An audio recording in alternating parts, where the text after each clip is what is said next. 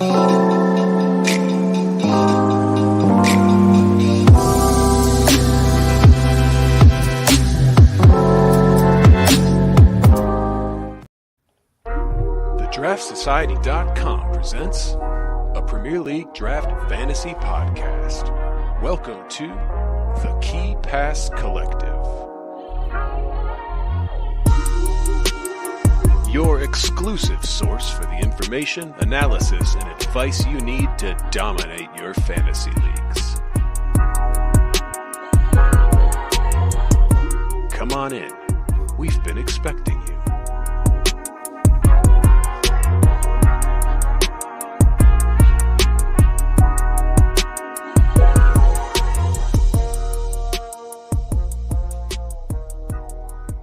Well, hey there, draft heads. What's going on? My name's Joe Williams. Welcome into the Key Pass Collective. I'll be your host here for this particular episode. Welcome back. It's been a minute. We didn't make it last week. Did have a successful Draftapalooza in Richmond, Virginia. If you ever want us to regale you with stories of that Draftapalooza or the Cat Williams show that we went to, we're happy to do that. But it was amazing. Nice to see Ryan. Nice to see Gavin. Nice to see some other members of the draft community. Yeah, we're back. We're back at it, doing things, and trying to get you ready here for Gameweek 27.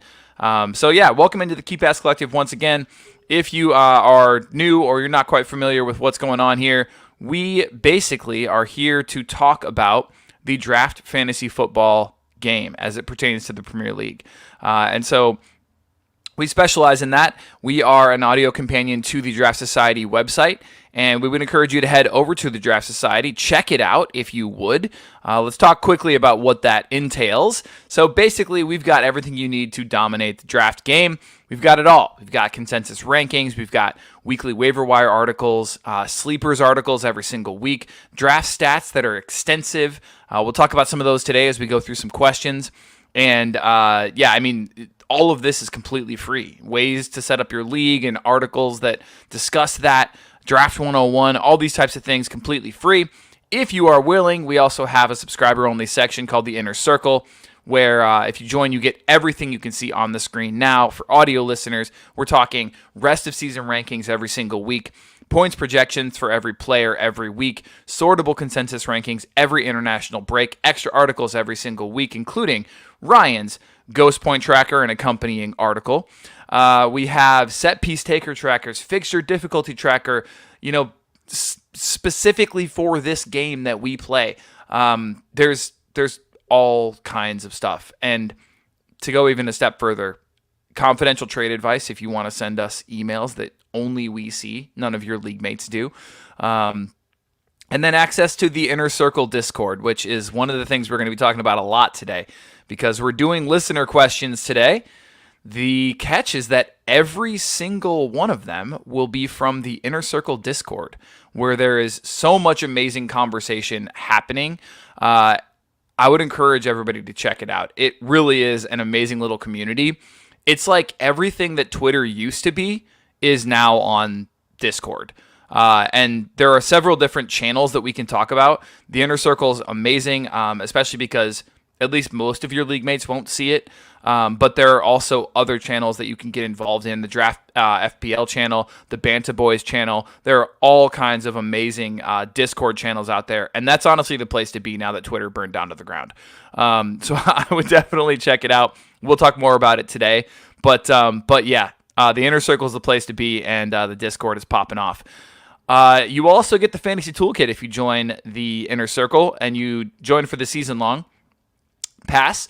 The Fantasy Toolkit is bespoke to your particular Fantrax ID, and it will literally, give you an impression of what your league looks like, the players that you can pick up, the strength of your schedule, the strength of your roster, trade advice, all these different types of things it will give to you, particularly for your actual team in your actual league. And so it's a pretty amazing tool. And more things are being added to it every day.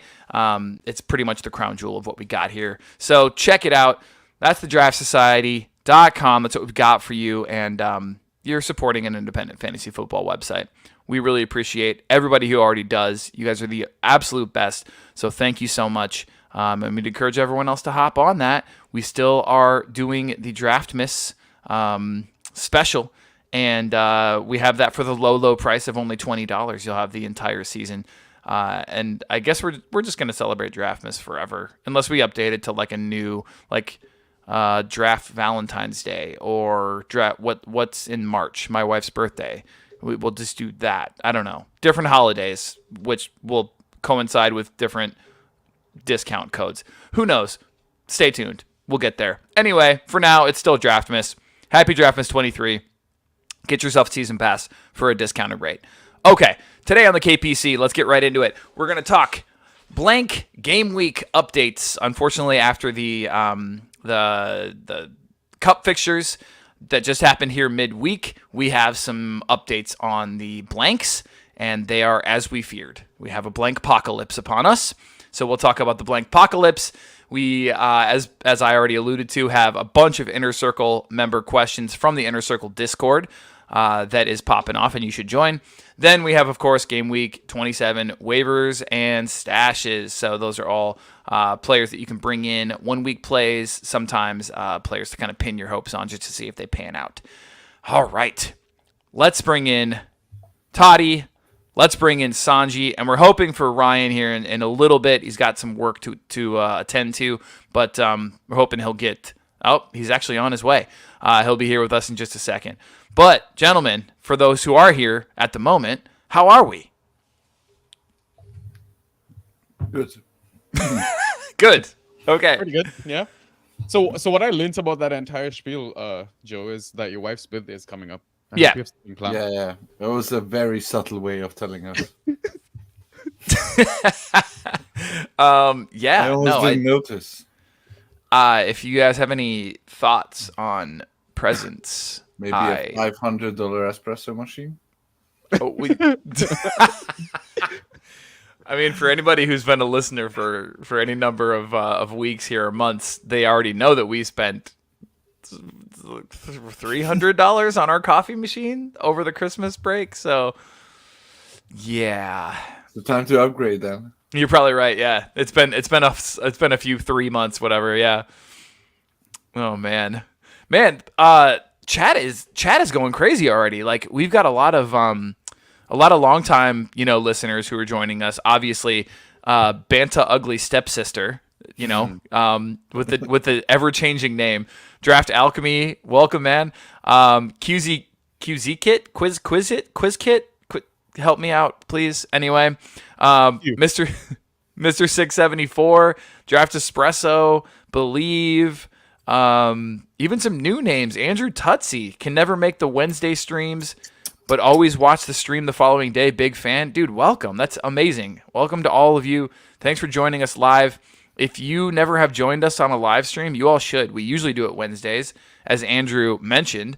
But yeah, today we're on a little bit later. But the live streams are a blast, and the chat is a really fun place to be. So join us if you guys can. Ryan, welcome. Hello. How are we doing, boys? I'm okay. Yeah, Good, man. not bad.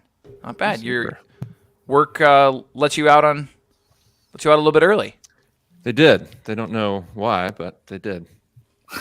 Nice. You didn't say, "Hey, by the way, I have to go talk fantasy football on a live stream. Yeah. Is there any way I can get out early today?" Priorities, guys. I got Yeah. things to do. Is that an Inter shirt you have on? Yeah, man. Ooh. Is Good there a spot, yo. story behind that?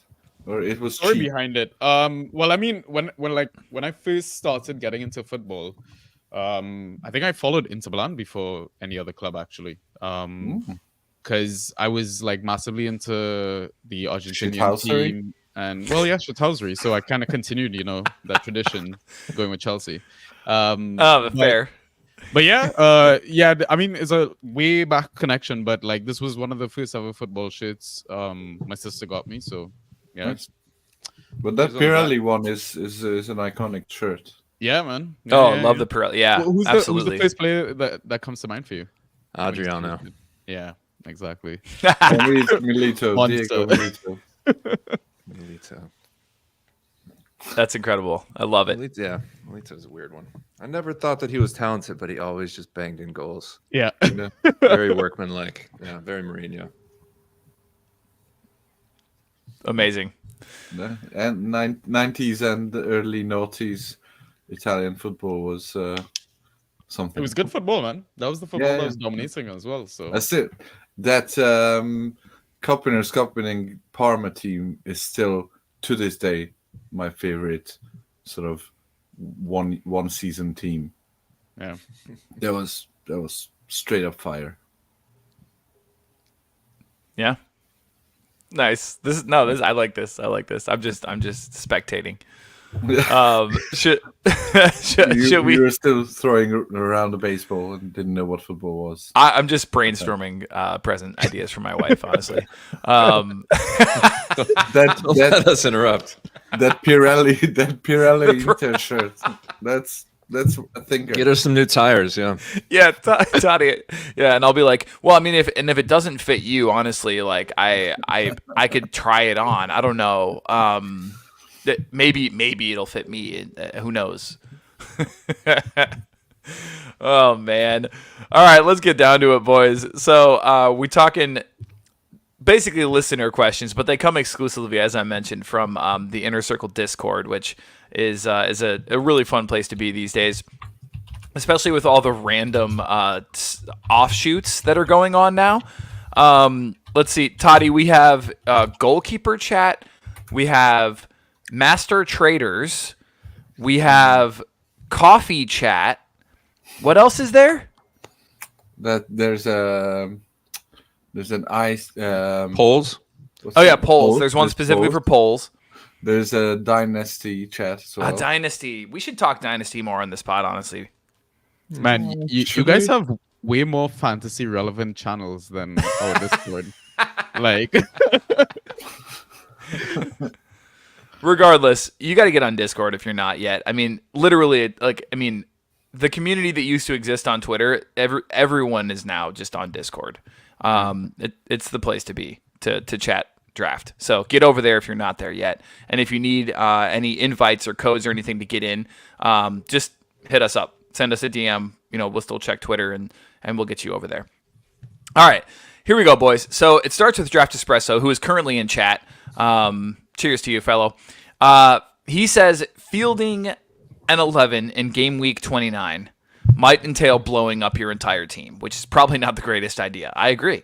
What is the minimum number of players you should shoot for starting for that game week to at least give yourself a shot at winning?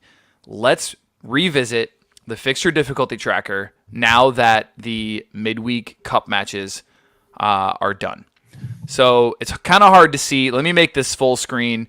Folks can pause and zoom in if they want to on their phones or on their computers. But basically what you're seeing kind of in front of you are the fixtures from Game Week 27 to Game Week 32.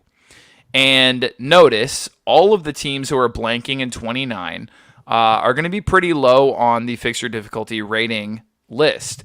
So those teams who are blanking, actually, it's probably easier to mention the teams who are playing in 29. So teams playing in 29 include Luton, Burnley, Fulham, Tottenham, Forest, West Ham, Villa, and then Brentford.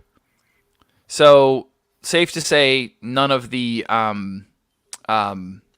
powerhouses in the Premier League. Villa is it maybe in that list, sort of, but not with the way they've been playing lately. Anyway, so that's sort of like your update, just in terms of what the blanks look like. Game Week 29 is now kind of set in stone with those cup fixtures, and so we revisit Draft Espresso's question. Fielding an 11 might be difficult. How much of your team are you willing to purge versus, how many players are you looking to try to start that week? I mean, there's no magic number, and obviously there's a bunch of different factors to consider. Who your opponent has, if he has a shot of fielding a certain number of players. What I end up doing is I I go through my squad. I figure out which players I have to hold on to, which players I could drop easily, and which players I can drop in a pinch if I really need to. And then you go through it position by position and figure out how many slots you have for each and get the free agents accordingly. There's no exact science, but that's just kind of the exercise that I go through for big blank weeks like that, and try and field as much as possible. But yeah, it comes down to who you're willing to drop and who you're not, and who your opponent has. Yeah, I mean, and at this point, I don't know. Is it going to come down to a little bit as well, like who are the players that would even be, like worth dropping players for? Like, if you have a proven fantasy asset, let's just say 7 points per game or better, who are the players that you would even be at this point? A lot of them have already been picked up. Who are the players who would even be worth picking up that you can still get at this point? I mean, I think there's still players to get. Like you're looking for like 3-4 pointers that will win you a game week. You have a very good chance of winning that matchup with 40 points or something. So you're picking up anyone and everyone who's starting. There's streamable teams too. Yeah, exactly. So I think you will be able to pick players up as we go into the game week this weekend as well. As you see your roster change with your streamers being dropped. So yeah, I think for me it's a win is a win. I'm the later in the season you are, the more ruthless you have to be, and we will come to players that we can or should or maybe should have dropped. Yeah. And without any spoilers, we'll talk Jack Grealish, we'll talk Marcus Rashford, we'll talk others, but yeah, I think at this point, this is more of an opportunity than a headache. That's fair. I mean, well, I don't know, Sanji, you made a yucky face. Why? I don't know. I might just let Jesus take the wheel with this one. Like, I wouldn't like destroy my roster for it because, I mean, at this point, I've got probably like maybe 3 spots I like waive every week. I don't know if it'll make a difference, but I'm gonna just treat this like it's the Bash League, like 5-a-side, because that's all I think I have for that game week. I don't think I'm gonna be able to get more than that. Like, because at this point of the season, if leagues that play with Fab, the teams that have Fab, like I'm struggling for Fab in some of my leagues now.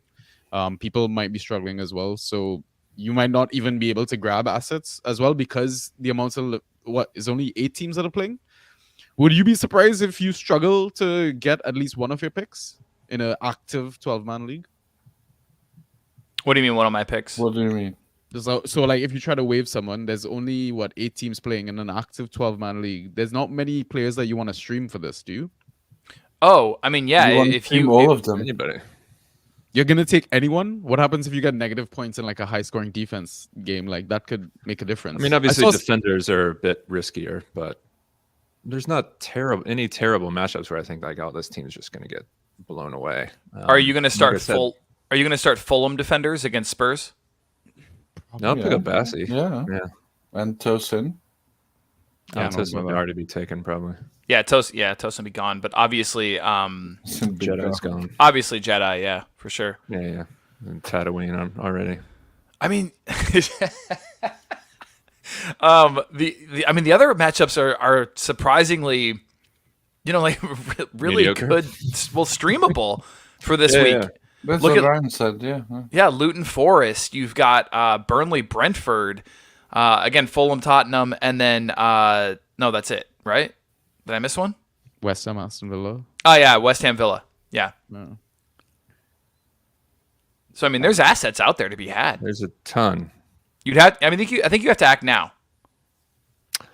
The problem is it's hard to split the baby and go after Bournemouth and Luton, or not Luton, because Luton obviously is the only team that doubles next week or next week and then doesn't blank in 29. Yeah. But going ham on Bournemouth assets for the DGW and then dropping them for assets that don't blank, that's going to be a tough act to follow if people start early next week. Yeah.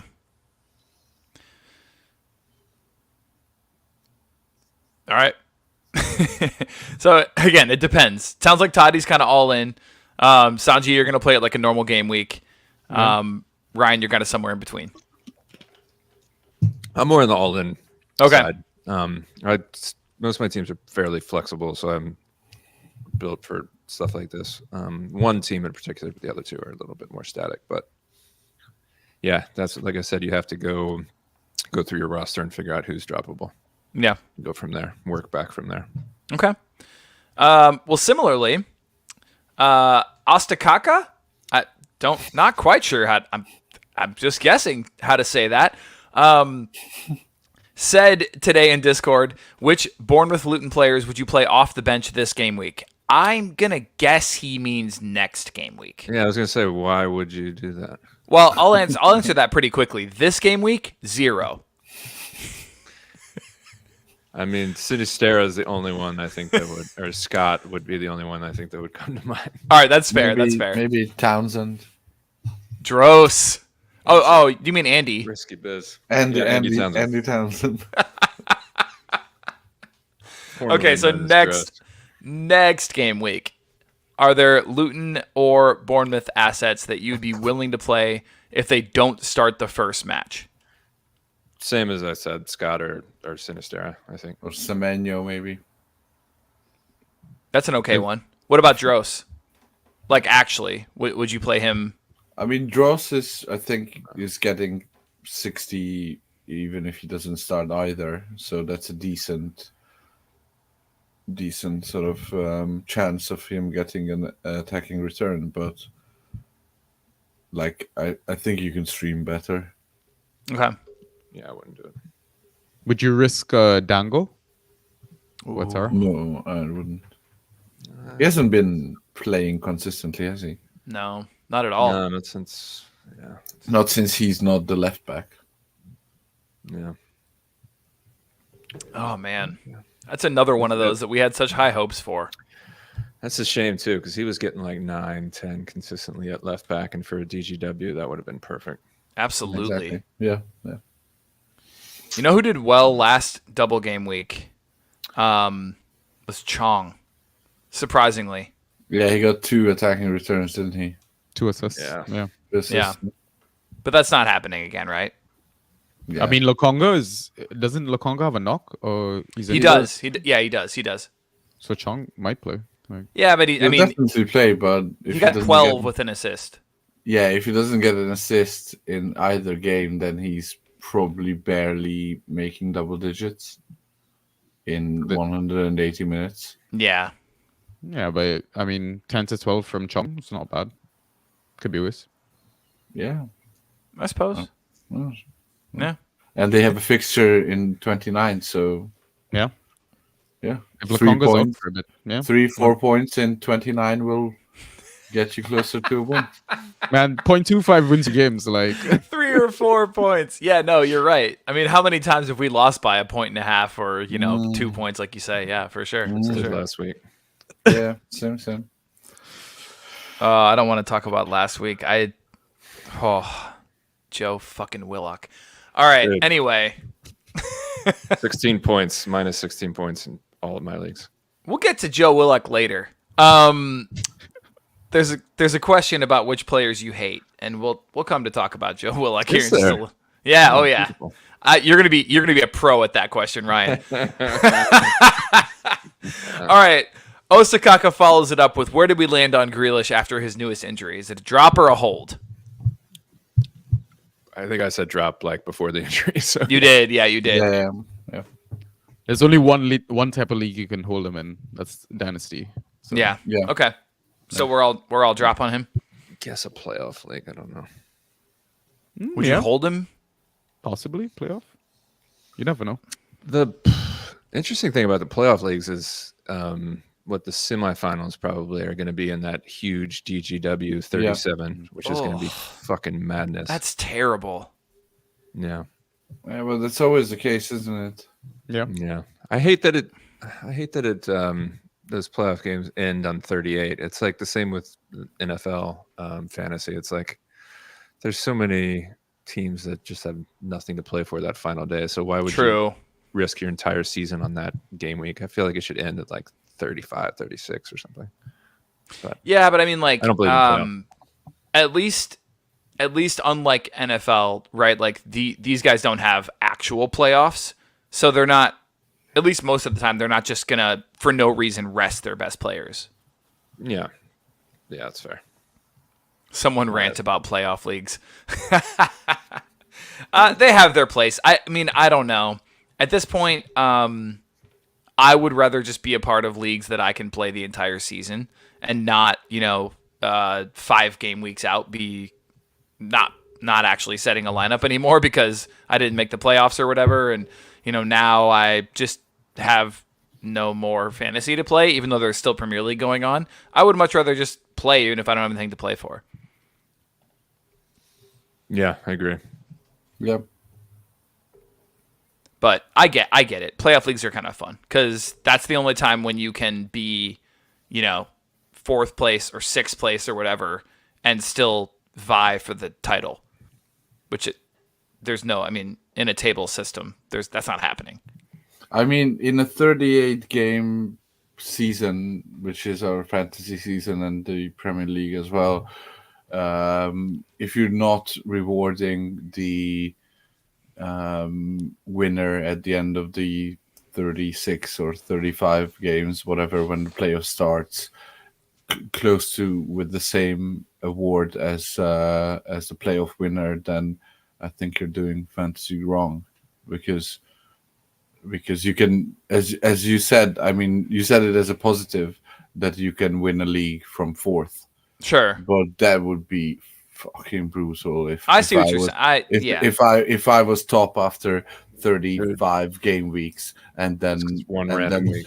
Lost on a double game week. I hated double game week. Tanith Chong double assist. I would. That would be. Yeah. That would be brutal.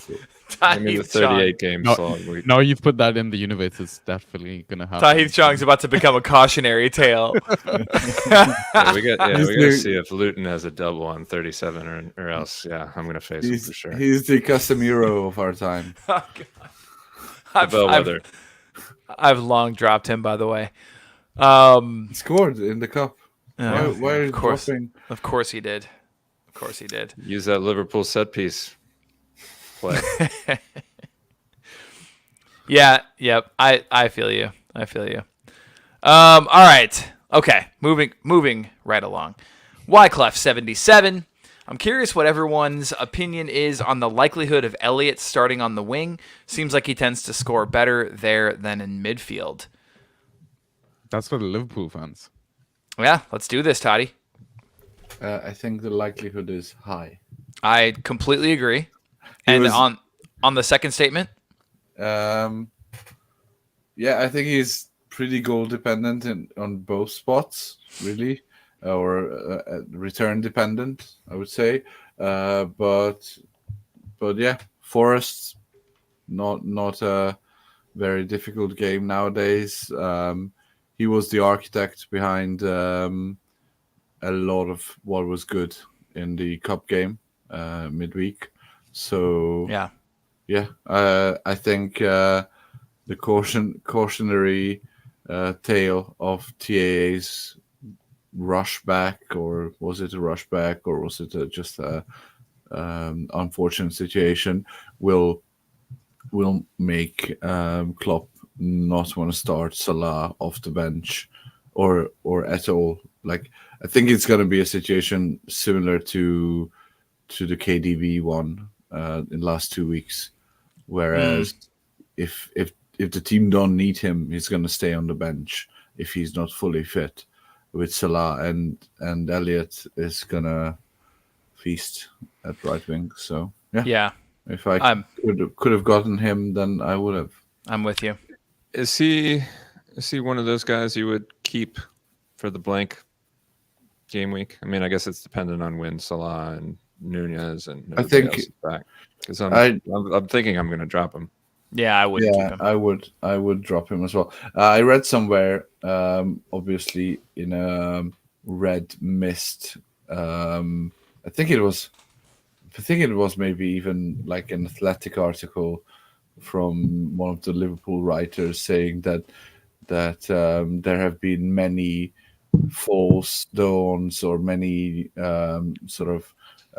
times in the past when young players were given the opportunity and played well, and then they fell to the wayside and never to be seen again. But this team is different, and Klopp is different, and whatever. I don't agree with that at all. And the last 7 years have not shown that at all.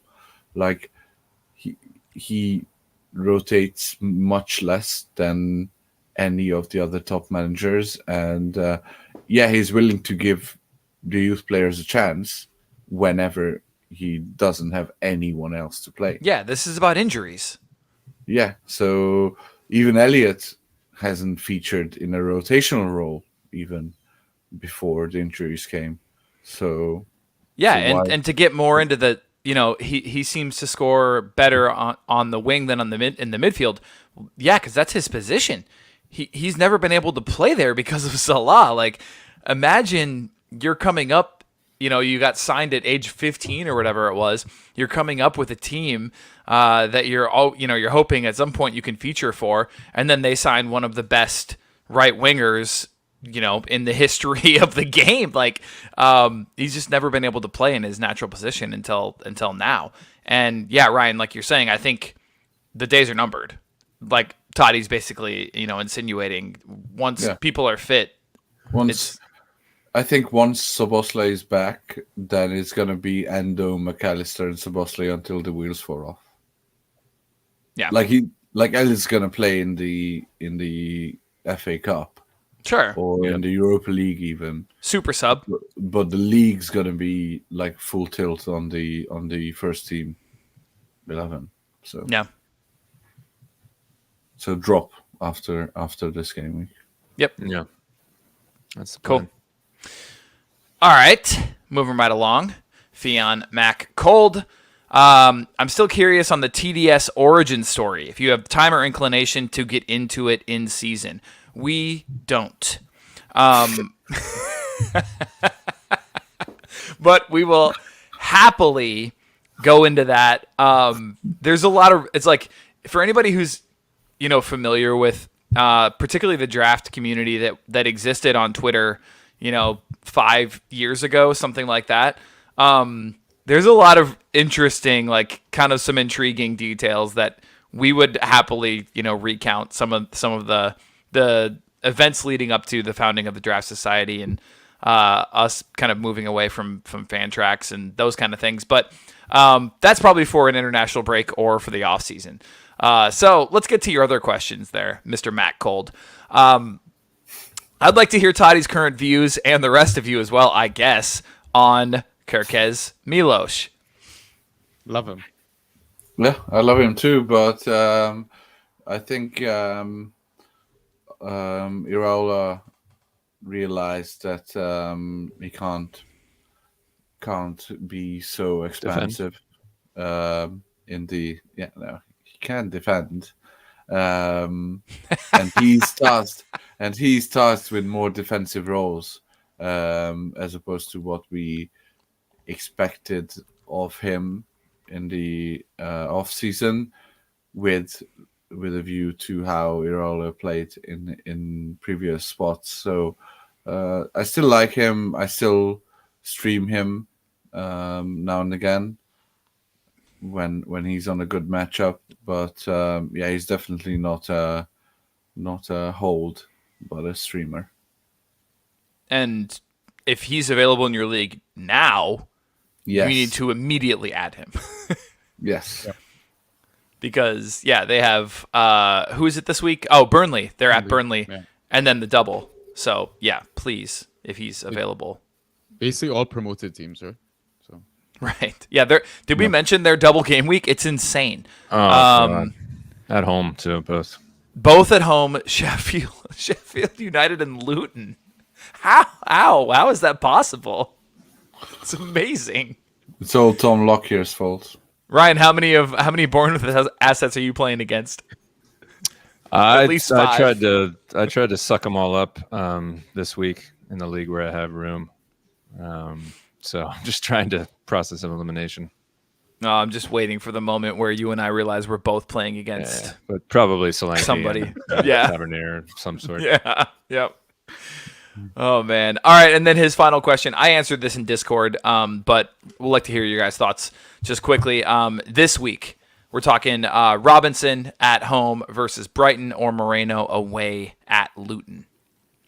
Robinson's set and forget. Yeah. That's exactly what I said, and I also said Moreno has been dog shit recently. Yeah. Surprised to see Digne come in. Moreno is droppable, I think. I thought about dropping him. Yeah. Just because of the blank. Right. Which Digne Probably might will. start. No, that's exactly what's gonna. Exactly. You drop whoever doesn't start that one. I mean, Yeah. he's been a bit unlucky to not get attacking returns, I think, in the last couple of games. I think one goal was ruled out. He should have gotten an assist for that Tielemans shot that hit the post as well. Oh. So he's getting into like the right areas and stuff of that. But yeah, I mean, it's points, not potential. So I mean, Yeah. so have you watched? Villa have fallen back a bit. Yeah. yeah, Because I haven't watched the previous couple of matches, and all I've seen is at least from his scores, he looks like he's not involved in the game at all. yeah. I mean, he has moments, but I wouldn't say it's like consistent set of points. I mean, if Lucadine comes back, Yeah, I'd definitely grab him. He was points galore when he was playing early in the season. yeah, he was Yeah. absolutely. Because I remember when I drafted Moreno in our league, Sanji, and then you, I think, picked up Digne. No, you drafted him, didn't you, in like the 14th round or something? Something like that. Yeah. And then he was set and forget for you for like 2 For a while. months. Yeah. Yeah, classic. All right. And then let's move right along here. Mr. 674, I think he's with us in chat as far as I can remember. I saw his name a while back, but this is the one that you alluded to earlier, Toddy. What can I realistically do with Rashford? With the slew of United injuries seriously impacting creativity and structure, Højlund, Shaw, now Bruno. I'm really not interested in holding much longer. Any potential trade targets? Where do we value Rashford? I very much doubt that Bruno is in fact injured. Yeah, think this it's guy just was wearing gamesmanship? He was wearing a boot on Instagram or something one night, and then the next day he played the full match, didn't he? That was last season. Yeah, that was last season. I Yeah. don't That's believe that. so Any of Bruno. these guys. No, God, I that don't is- think.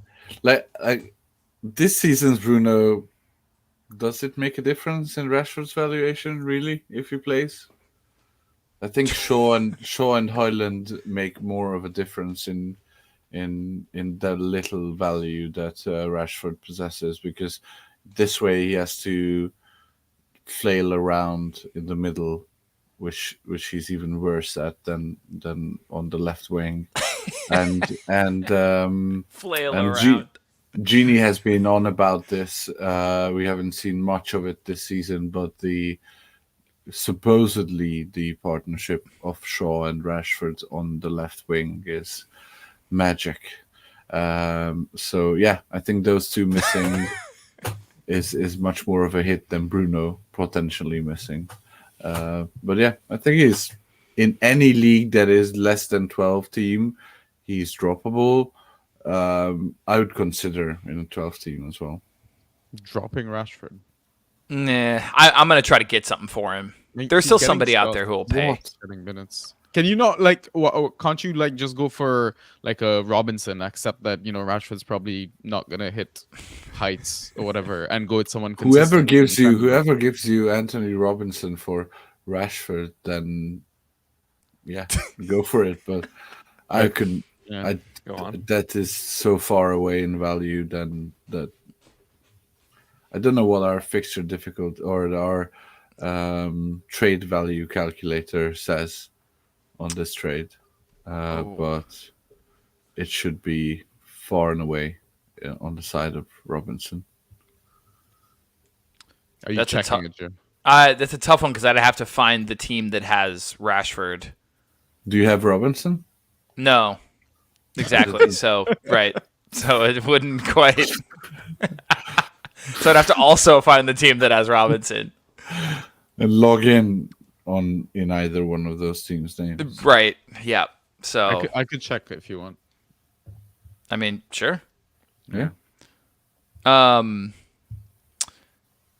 Anyway, yeah. So as far as trade targets, okay. So you're saying Robinson's not even in the ballpark. Is there anybody that you would take? Like, I would take Robinson, but well, clearly, yeah. Anyone that people would give that right. That's yeah. Yes.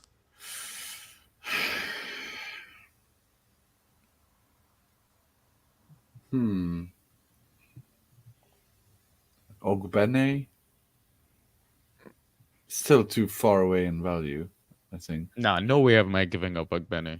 Yeah, that's what I mean. Who would you give up to get Rashford? Like, I wouldn't give up anyone to give. Would you give up Joao Pedro to get Marcus Rashford? I think maybe. Yeah. Would you give up Kai? No. He's been eaten. Kai's cooking right now. Stop. Yeah, he is. I will not allow it. Honestly, he looks so good, man. Right, I told you it was gonna come at some point. I told you as soon as I dropped him, he would start doing bits, and here we are. I have 0. I traded Rashford for Olise, and I still think I came out on top. Got that roster spot. Yeah, that's what you did. I got like 2 games from Olise. Where he granted for like 50 points, but yeah.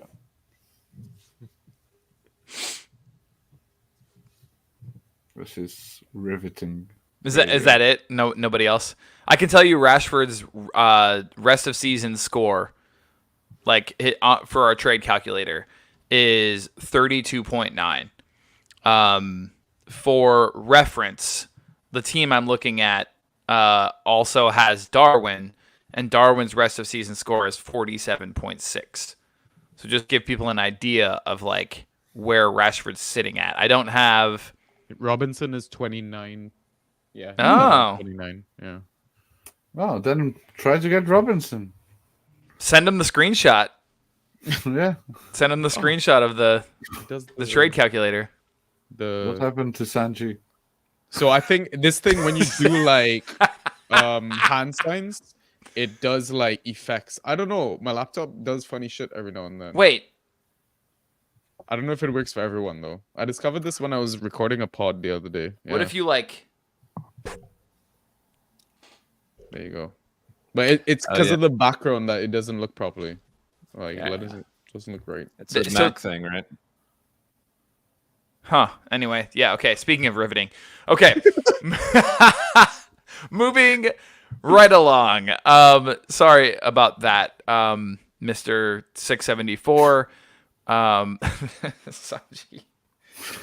Anyway, yeah, man. I mean, I would say trade in, honestly, any asset that's like going to have value, rest of season value. Rashford's brutal.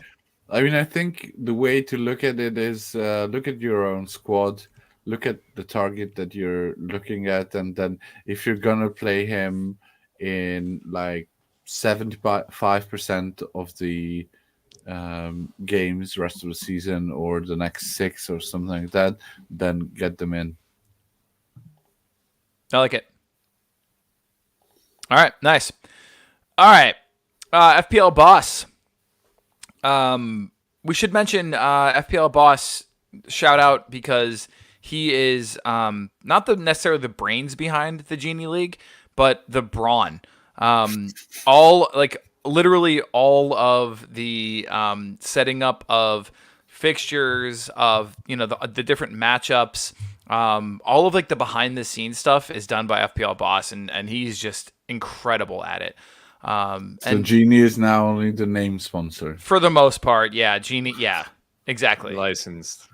That's League by Genie. It's like a cologne. Cool water. Anyway, so shout out FPL Boss. He's asking, when do we start planning for playoffs? Chelsea confirmed double game week in 37. Brighton, City, Tottenham, Wolves, Arsenal, Liverpool, all likely. Wait, how come Chelsea's is confirmed?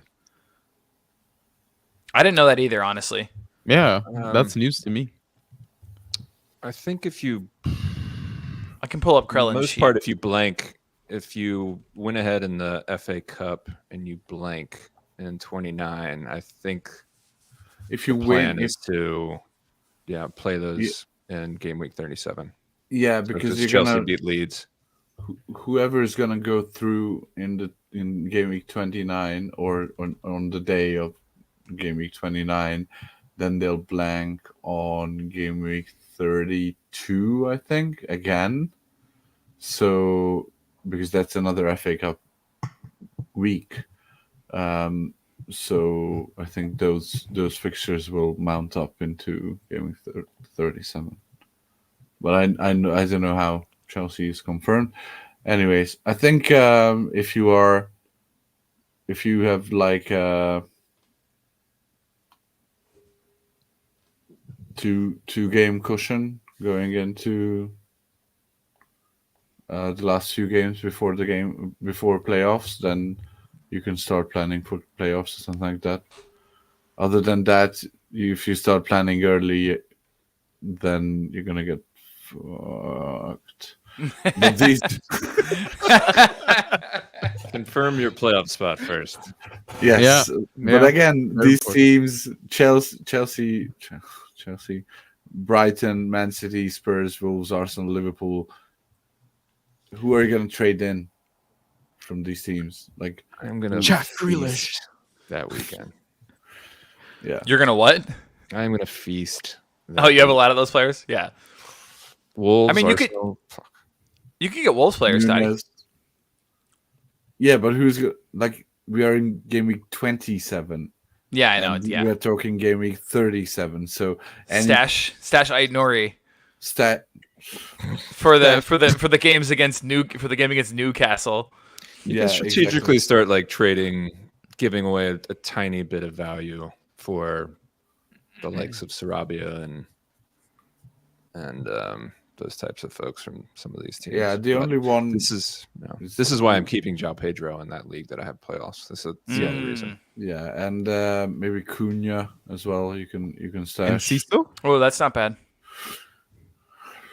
Yeah, I guess so now that everyone's crooked. I mean, it's worth mentioning that the Brighton double, it looks like, according to Ben Krellin's spreadsheet, it would be Newcastle and either Chelsea or Manchester City. I'd rather it was Chelsea.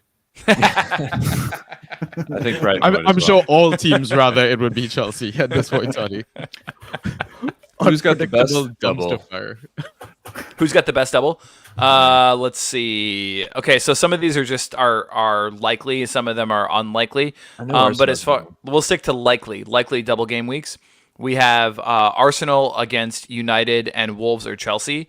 We have Brighton, as mentioned previously, Chelsea against Forest, and either Brighton, Arsenal, or Tottenham. We have Fulham against City. Fulham against City and Liverpool. You have Liverpool against Villa and Fulham or Everton. You have City against Fulham and Tottenham or Brighton. You have United against Arsenal and Newcastle or Sheffield United. Newcastle against Brighton and United or Crystal Palace. Tottenham against Burnley and City or Chelsea. And then finally, Wolves against Crystal Palace and Arsenal or Bournemouth. So the Palace answer and to the Bournemouth for question is not yet. Yeah, exactly. Exactly. I mean, if for those who are like who want to jump the gun, I would say Wolves, Newcastle, Liverpool. Yeah, three teams you can pull out of that. Like Wolves, Crystal Palace, and possibly Bournemouth. Why not? Yeah, I mean, maybe go get Soboslai from the person who's fed up with holding him, Trent. or Trent. Yeah. Love that man. It's gonna be second pick for you next season as well. Maybe, yeah. Who knows? Although I'm warming to going double D. Ooh. We're already talking off season. Here we go. Here Nope, we go. man. We don't get enough of a break as it is, let alone you guys talking off season already. All right, here we go. From Mex, just Mex. Do you guys have different strategies for trying to hold on to first place versus trying to catch the person in first at this point in the season? This is a great question. Yeah, this is a good question. Just win, baby. All right, Al Davis. Yeah, I mean, if you want to go strategery, Love it. looking at your rivals' matchups and giving away a little bit of value in trades so that your rivals' opponents have a better chance of beating them that particular game week. So if you have a decent amount of Bournemouth, like selling one of them for the double to your opponent's rival, Ooh. for a little bit of fab or whatever, taking a little bit of a value hit to help your opponent's rival, basically. That's smart, dude. But then also, maybe you set yourself up down the line, to be able to bring in some better players. There is there is a bit of that. It's risky biz. Then you start like obsessing about getting somebody to beat your rival and neglecting your own team. So there's a slippery slope, but Sounds like something you have already got some experience with. I have. I picked up last weekend. I picked up a rival had Newcastle's goalkeeper, Dubravka. I saw he was out, so I picked up Karius just so he wouldn't have a goalkeeper. And so I forced him into fotoring him, who ended up getting like 2 points more than Karius, but the point was made. Yep. I'm picturing Ryan as the Charlie from Always Sunny gif with the red string and all the different, all you got to do is look at. I wanted to say the moral victory is yours, but the moral defeat is yours. Yeah, no, that's wasted, not a moral victory. wasting my time and energy. But the master shithousery Neil Mopai move in game week 29 for the blanks is there's a finite number of goalkeepers for that. And so there's probably only like one or two goalkeepers that play in 29 that are on the wire, taking them both so that your opponents cannot get a field a goalkeeper that week and then drop that them is right before kickoff. Yeah. It's chef's kiss. Yeah, for sure. And then I think if you're chasing, it just kind of goes back to what Toddy was saying earlier. It's like a win is a win is a win at this point, and you just kind of do what you need to do, right? Be as Jeannie says, be ruthless at this point in the season. You don't have any time to be precious about certain players that you love. If they haven't been performing, they're gone. I just wonder how long it's been since Jeannie's been on the pod. That some of our listeners right now have absolutely no idea what we're talking about, or who he is. Yeah. He was a season 1 cameo. Now we're in season 12. We're like, wait, there's a league. On. There's a league named after this guy. And a cologne? I'm not. What are they talking about? we have just changed the characters. It's right. Genie. Sanji is essentially Genie now. It's just a different actor playing. No, because some of us have seen Sanji in person. That's true. No one has seen Genie in person. No. Sanji may have seen proof of life. Yeah, I flew halfway across the world and still couldn't see this man. Do you know how close you came, or was it not Bless at your all? heart. I was close. We were trying to organize something while I was there, but Was it like a both sliding our doors moment? yeah, like both He it was just didn't getting work off out. the train and you were on the train and you were like, Just didn't no. work out, you know. I mean, yeah, I'll definitely try again. Like when I go back, I should go back soon. So yeah, gonna keep Emphasis trying. on try. Yeah. I mean, I don't know what to say when I see this man though. Like I have no idea. None what of to us expect. will. So None of us will have Give him a- any idea what to say, give him a other big than hug. just to, yeah. Bask in his glory. Yeah. Nice embrace. I'm going to challenge him to a foot race. I might ask him for 3 wishes. So. I wanna know what school takes him on for 20 years. Yeah, that's a good question. I guess college is different in Canada. All right, guys, this is the one I was hinting at earlier. This is gonna be a fun one to end it on. This is value added fan tracks. We often speak about players that we may boycott from our teams due to disliking them in real life. Wait, does he mean from other teams? That we might boycott from? I think he means from other teams, right? No, it means not picking them. Oh, for from your our fantasy teams. From our Yeah. fantasy teams. Okay, right. But presumably on other Premier League teams due to disliking them in real life. But have any of you got players that you hate in real life because you've been burnt by a poor fantasy performance in Fantrax? Extra points if those players have played for the team that you support. So an art imitating life question. Joe Willock. It was Kiwi up until him turning into Roberto Carlos in February. Absolutely adore that guy, man. Honest. Yeah, Kiwi was miserable for a while. He was an absolute cautionary tale. Like you never stream him. Yeah. I have nobody from Liverpool though that I dislike due to fan tracks. I not like disliked. There were players from Liverpool that I would never consider streaming. Yeah, but that's just common sense. Yeah, like Harvey Elliott was one of them, honestly. If Salah was in the match. Yeah, but I think that's just common Curtis sense. Jones is another one that's burned. that Curtis burns Jones, people. yeah. I've been burnt by him in the past. Yeah, But- but I didn't expect much, so the burn. Yeah, wasn't these are mild. These are mild. I'm talking like you dislike them because I mean, Lord knows anybody who's listened to this for a couple of years now, Ryan, I'm sure they remember our tirades about fucking Willock and how it's like, all right, I'm giving him one more chance.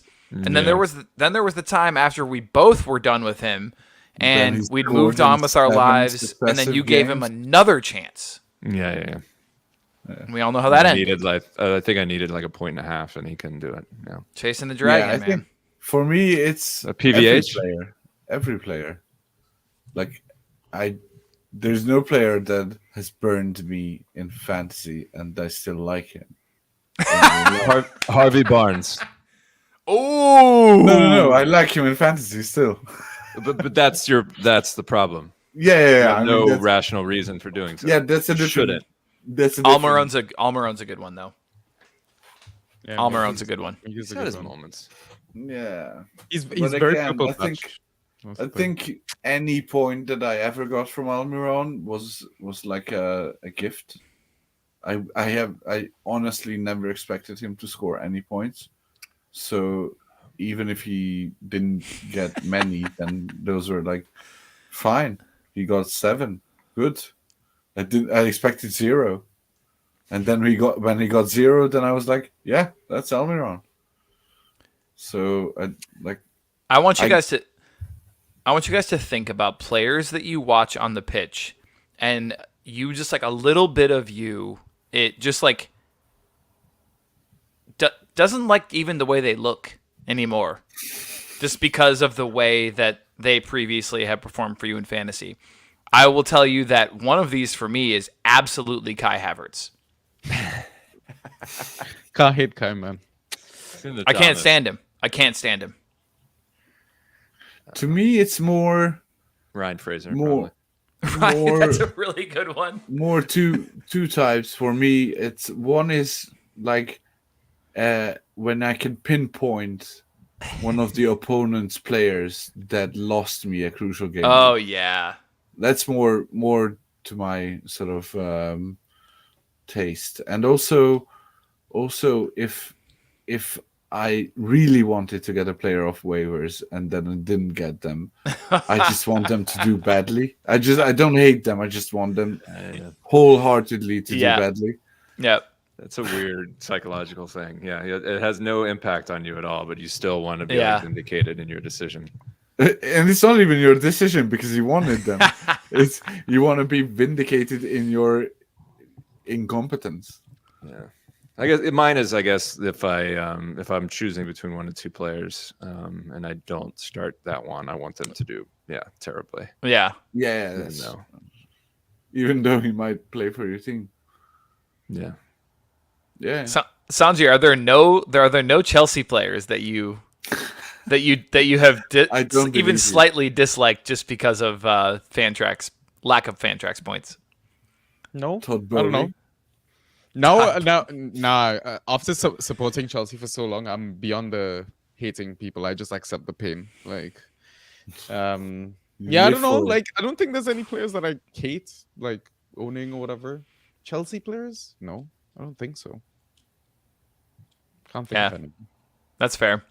Believe just posted in chat, held a scoreless Højlund for 13 weeks and then traded him the week before he scored his first goal. Never again. Højlund is forever banned from my team. See, that's the kind of story. That's exactly it. Yeah, but I you shouldn't let these things control your attitude about assets though, because when it comes to like draft next season, it could make or break your draft as well. Like, I think you have to eventually get past that point though, right?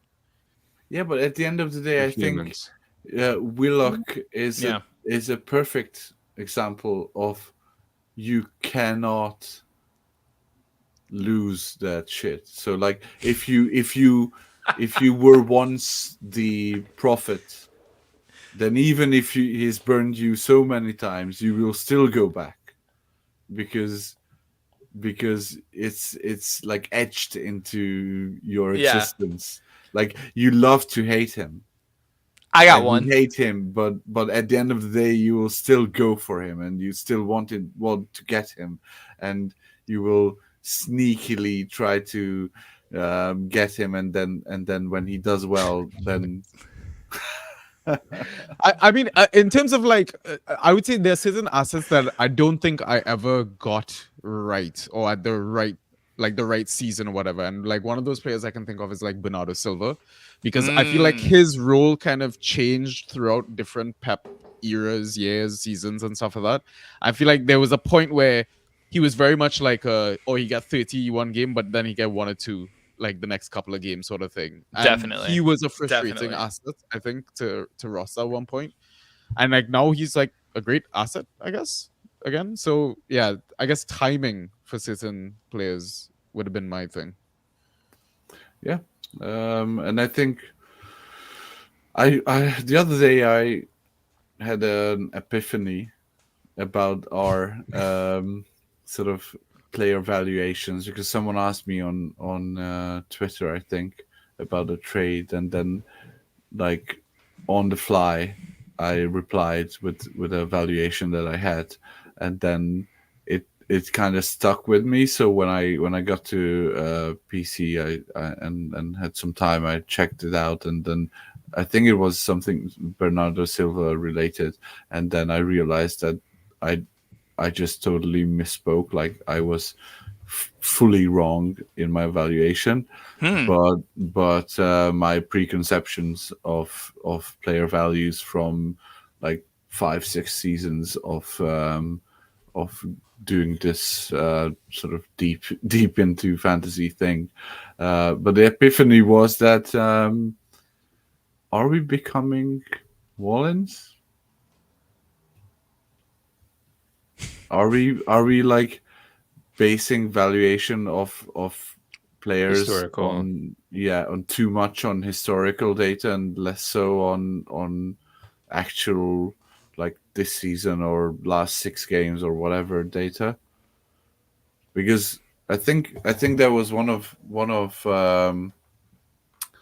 one of my irks at the latter days of Bang Average podcasts with John is that he always had valuations for players that he has held for like 10 years. Yeah. And he's done fantasy for like 20 years, so he has a wealth of knowledge on certain players, and that's why I sort of had this thought that, are we slipping into something similar?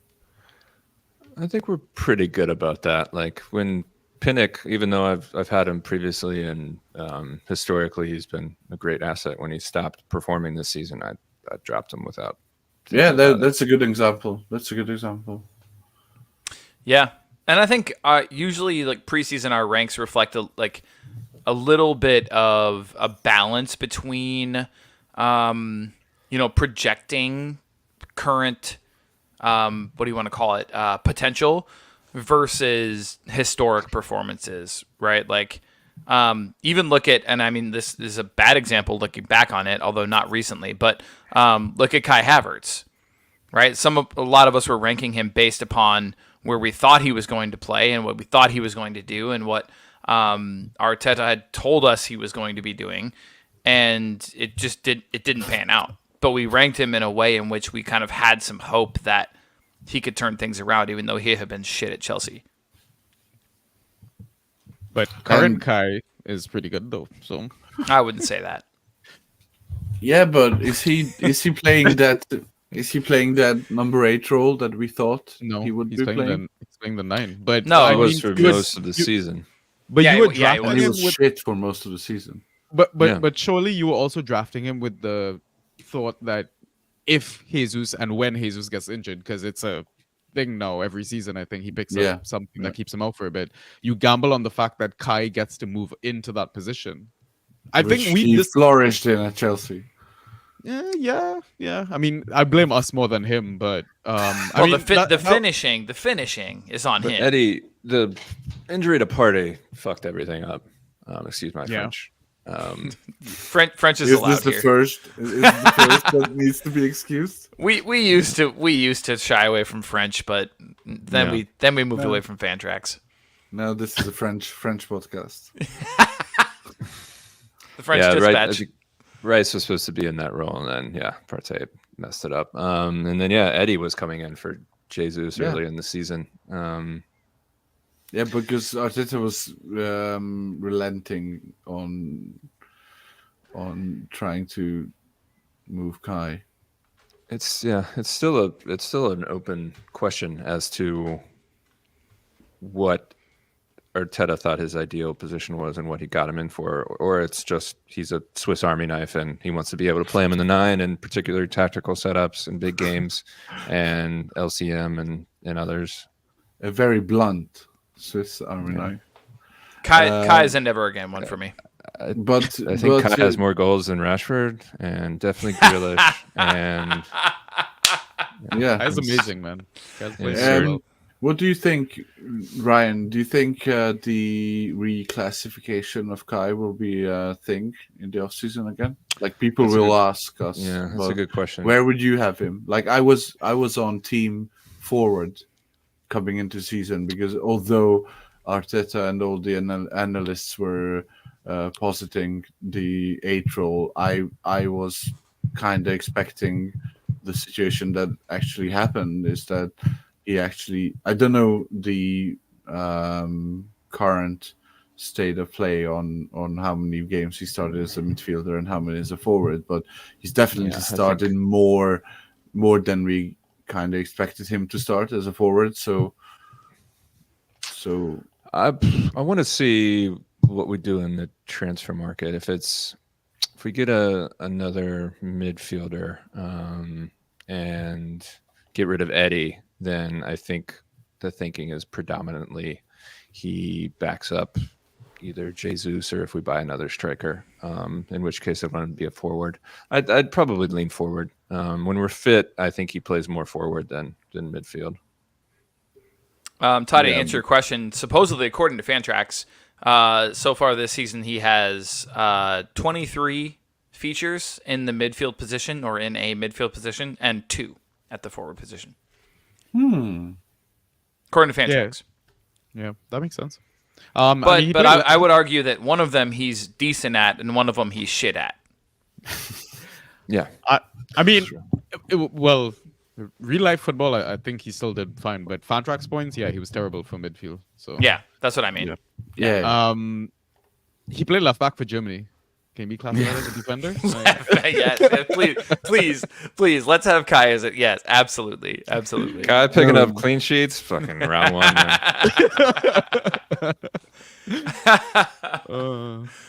Oh man. All right, I think we've probably talked this question to death. Let's move on to some streamers here, boys. Okay, so these are 1 week plays with maybe a little bit of discussion about potential pickups for the next couple of weeks, considering the schedule and the blanks and the doubles and those kind of things. But yeah, for the most part, we're looking at this week. But we'll let you know if these are guys who also have some sort of like going forward, don't drop them after this week kind of thing.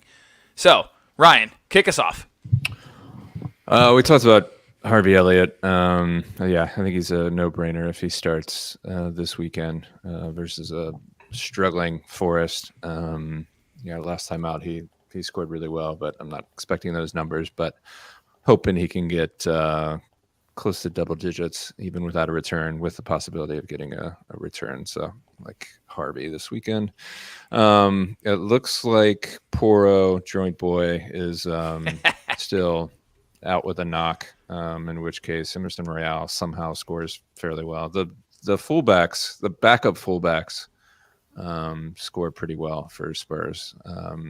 Ben Davies as well, but Royale seems to be the more likely candidate to stream in on paper a pretty good matchup at home to Palace, although they're looking better. And then Spurs defense is the gift that keeps on giving. So Edward has looked okay. I think he got 6.5 last week in Ghost.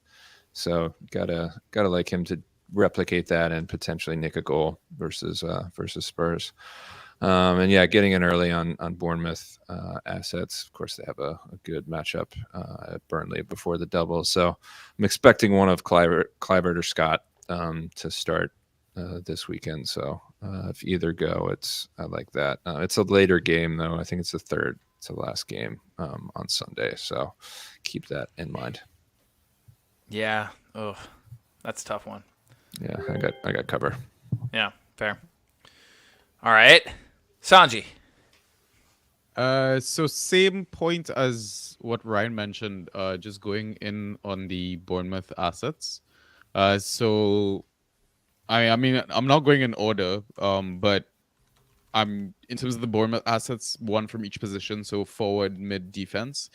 Semenyo would be the forward I'm recommending, and like a few of these picks are in the waiver wire article as well. So if you haven't read it yet, find it on the Draft Society website. He's I think got a better ghost point per 90 rate than Solanke. And I think this is the first time he played 90 minutes this season. He got like 10 points, I think, against City. So it's quite promising playing Burnley, like terrible team, going to concede goals, chances. So go in there, especially if there's some doubt about Solanke even playing, right? With the suspected knee niggle or something like that. So he might, I don't know, he might get another 90 minutes again. Chef Cook, I know he dropped 0 versus City, but I think that included a yellow card. He should like ghost okay against Burnley, and for the double I'd play him as a mid 5, so I don't hate that as an option. And then finally Kirkez would be my final Bournemouth boy. I mean Totti, he looks great, man. He looked great versus City. He nearly scored versus City, 3 shots attempted, 1 on target. 7.25 I think up versus City, so it's pretty good. Yeah, really good score. So I like him as well. And then final one that I'm gonna talk about is Munoz. Right wing back for Glasner. He seemed to be getting in some really good attacking positions. He's gotten, I think, at least 1 key pass in all of his 4 games so far. And I think in that game week, no defender had more final third touches in the box. Yeah, he had a couple of shots as well. So really good attacking upside, posts really well. So I wouldn't even be worried about Spurs scoring a few, getting like maybe 7 to 8 points. Yeah, they gave up 4 to Brighton, and he somehow broke even. Yeah. So that tells you something right there. Yeah, he's been pretty impressive, honestly. And then 17.5 last week to Burnley, of course, Blackjack Bully there, but still. In the chat, Zach 09181, do we think Semenyo starts over Sinistera? Yes. Usually does. Yeah. Sinistera cannot break this 11, man. He just can't. No. He just can't do it. Didn't he just sign a contract as well? Yes. Sign for the club? That's so Yeah. strange, Joe. Confirm, yeah. It's Finalized bizarre. the loan. And he was good when Semenyo was away as well. So Yeah, very, very It- good. Just doesn't make any sense. What's the time frame between the two games? I'm wondering if like maybe he starts one and one and then the other and the other. Oh, It's just like yeah. a couple Double days. game week. It's a double Yeah. game. I haven't looked at the dates, but I'm gonna So- guess it's what, weekend and then Wednesday, something like that. Yeah, Saturday and Wednesday. Yeah. Okay. Ugh. Yeah. No, you're right. I mean, so wait, we mentioned this earlier. Did you guys mention Sinistera as streaming from the bench? Yeah, he's one of the few that him and Scott, I think I would think about. yeah. Yeah. Okay. Fair enough. Scott can put up like 5 to 8 even in 30 minutes. So Yeah, I think he got 6 from the bench last Yeah. week. yeah. Yeah, he's been good. Man, there was so much fanfare around that signing, and I was hoping he would be better, but he's been all right. He's been whenever Yeah, he come back from starts, injury. he's been Yeah. good. Yeah. All right, Toddy, what you got for us? I have one of my darlings, Smith Rowe. It's a Monday game. My so, darlings. So yeah, I'm not sure how you How covered can you that. pull it off? Yeah, I'm not sure how you covered that. Maybe with the Jorginho or something like that. But you wouldn't start. I think you I mean, use him to cover I'm- somebody else. Like Yeah, I mean, Jesus or Kai or somebody Trossard that you're not Yeah. totally positive is going to start, but it's Yeah, worth the but risk because of the if he matchup. starts and you somehow lock into being able to start him in the last game, he could feast against Sheffield United. Lewis Potter has been great recently, and Chelsea have not. So, it seems to be a match made in heaven. Is that a Callum Chambers shot? It is a Callum Chambers Oh doubt. my god! Wow, I mean, I was last in the deep So- cut. So I love Callum. You were last. Yeah, you were last. Yeah. I know the pain. yeah, so Still, that's that is such that's a deep that's cut. a I love pain, but it's in the mold of your potential clean sheet Clement Longley type shouts. So yeah, I'd It's a gamble. That's at the Kenny, isn't it? yes. Yeah, that's away. Oof. Ooh. it. Kennel. I mean, lately Villa have been better away than at home. So True. True. so yeah, I mean, it's defenders, man. My last one's even more of a left field shout. It is.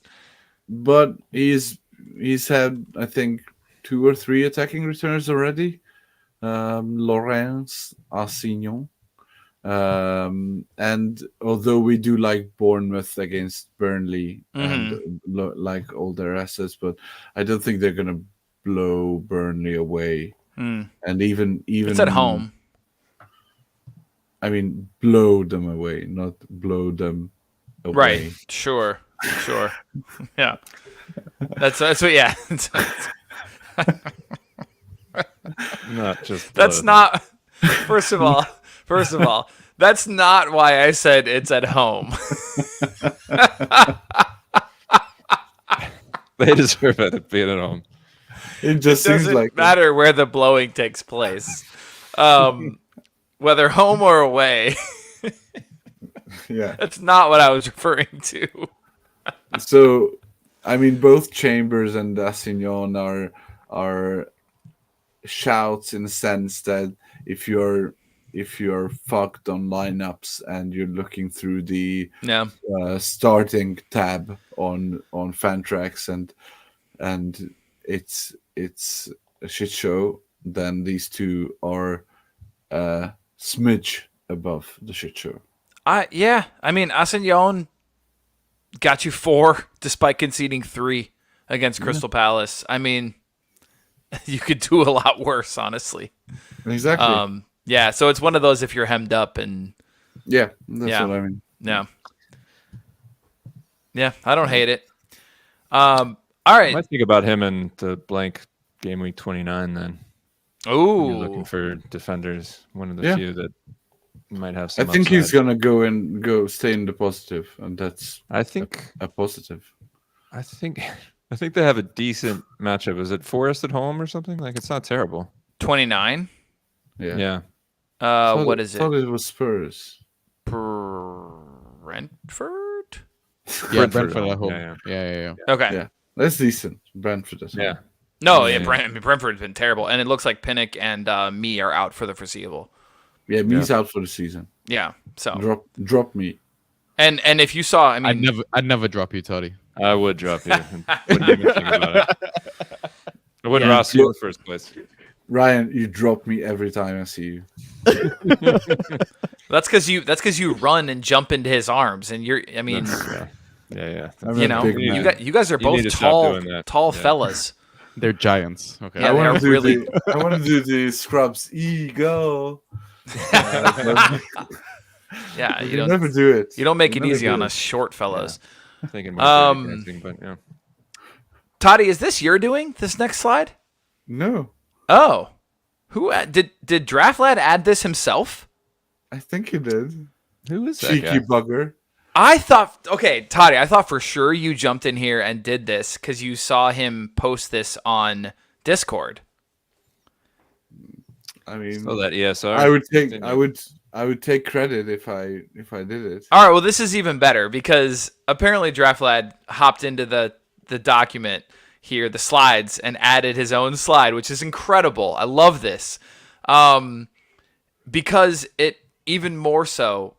This is one of the things he just kind of casually dropped into the Discord today, and he said, you know, yeah, I'm just gonna leave this here.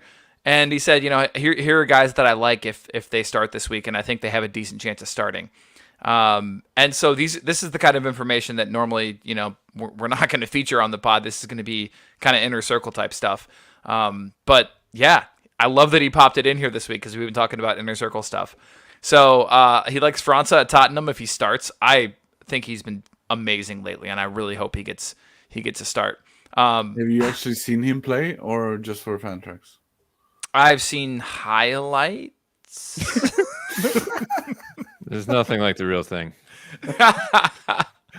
He was really bad in the first game. I saw him. Yeah, that game against in his Chelsea, first- he was very bad. He was very bad. And I've read better reviews. I haven't seen him since then.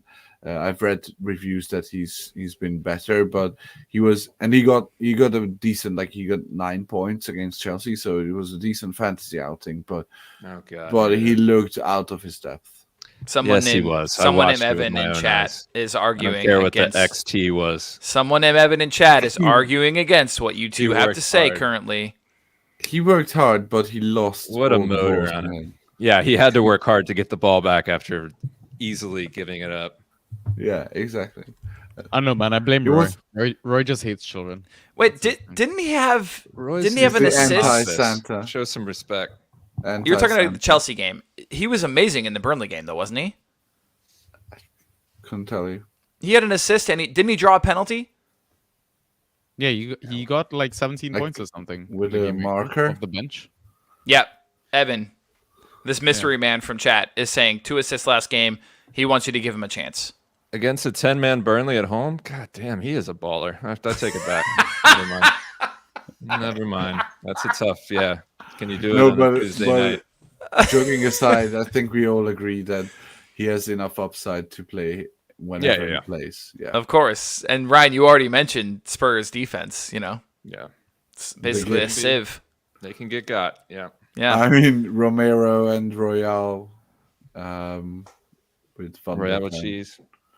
Yeah. How about this Adama shout? Yeah, I love it. I didn't fall for it. This week.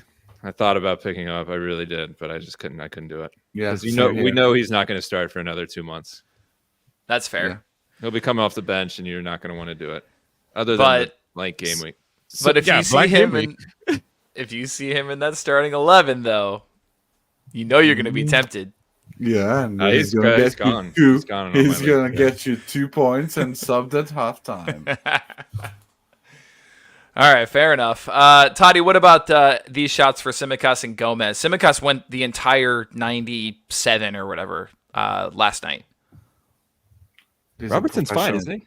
Yeah, Robertson's He's fine. Yeah. He's So fine. why wouldn't he start there?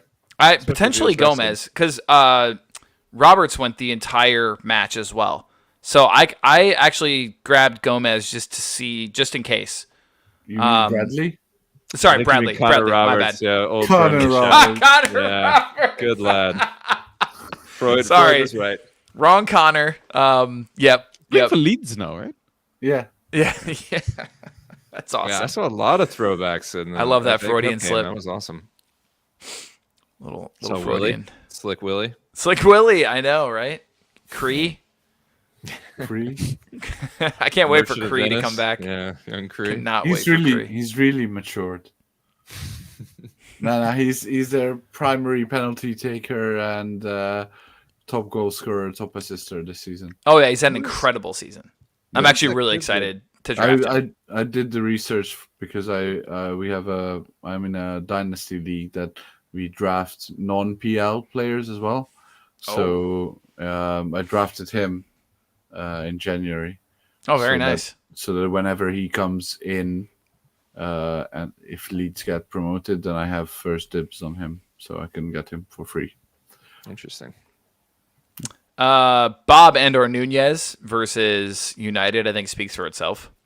I saw one of those Man City Blue, whatever, Todd or Bob or whatever his name is, accounts saying that that Nunez might start on the left instead of Doku. Oh, that seems bizarre. But if either one starts, yeah, definitely start them. I mean, are The you? second to latest game. Oh yeah. It's tough. See, I don't like you can that. drop Grealish when That's true. True. when they start. And yeah, I think the only cover play there is if you have someone like Ruben Dias or something, and you don't need a defender. It's not great, but to have a little bit of cover there. Yeah. I always kind of expect. I know last time around City just absolutely choked Man United, but I also always kind of expect United to get something from this game, like not a score, but just like to get a goal or something, because it's a derby and it's sort of special. They're well occasion. set up to counterattack someone Yeah. like City. Yeah. So Well, this is, like, that's ironically a good matchup for them, somewhat in that. that's why I was sense against surprised them. to see them second highest in the clean sheet odds this week. Who, United? No, City. Oh, Oh, it's just because overall they're Well, United they're are good trash. and United's shit. Yeah, but Yeah. and then tactically, there's no Highland as well. So Like is they it gonna look be so the- different without him, man. Yeah, Yeah, true. Not- Yeah. yeah. But yeah, I mean, in terms of like City, yeah, I guess you're right. Yeah, attacking threat, all that. Arsenal 51%, City 40%, and then Spurs 35%. I'll believe it when I see it. And then we've talked about ESR. We kind of talked about Dango and Sinistera. So I think those are clear streamers. I don't know if you're going to add those guys ahead of time, but if you see them out there, why the hell not? Nice. All right. Anything else, boys? What do you guys think Pogba took to get a 4-year to get a 4-year suspension. Like, that seems extreme. It does. Even the same even thing. Is it even an accumulation of different other charges? I know he's been charged with some other stuff in Italy, but yeah, it seems really harsh unless he was like, I don't know, injecting heroin in the locker room or something. Like, seems very harsh. I think I've read that he did some sort of testosterone enhancing hormone or something like that. He was framed by the witch doctor. Yeah, I was gonna say, doesn't he have a curse on him by his brother? So yeah, that probably plays. That's his brother, awesome. Yeah, is the real winner there. Yeah, but it's like I'm not gonna be defending Pogba or not even like him that much, but 4 years seems so extreme. It's really, yeah. I mean, wait, actually, so is this proof that curses exist? If you watch the Pogmentary, and I'm going to rewatch it after this just to see if there's any Easter eggs that lead to any like him actually substances. Yeah. I'm like, oh shit, I didn't see it the first 30 times I watched it. It's such an objective, really substantive take. They pulled the curtain back. I was surprised that they didn't scrub it at all. I mean, it was so raw. Was it what's his name? Louis Theroux, who did the documentary? Louis Theroux. Exactly. Spike Lee joint. Yeah. Spike Lee. Fucking Werner Herzog out there. Oh, man. All right, listeners, you guys are amazing. Chat, you guys are even better. Listeners, if you want to be in that even better category, join us live. It's a lot of fun. But otherwise, obviously, you can always find this on any of your podcast channels / listening devices. What the hell are they called? Apps. That. But anyway, best of luck to everybody on this game week. If you have any questions, head over to the Discord. Any of the Discords. We talked about so many of them tonight. You just really need to be there at this point. Twitter has burned down to the ground. It's basically a post-apocalyptic hellscape. So you kind of need to get over to Discord. Throw a question out there. You'll get feedback from not only us, but from the community as well. Very vibrant, super fun. Head over there. Cheers to everyone else. Again, chat, you guys are awesome. Everybody's saying bye. See you guys later. We'll talk to everyone next week. Good luck. Sanji with the balloons. KPC out. We love y'all. Take care.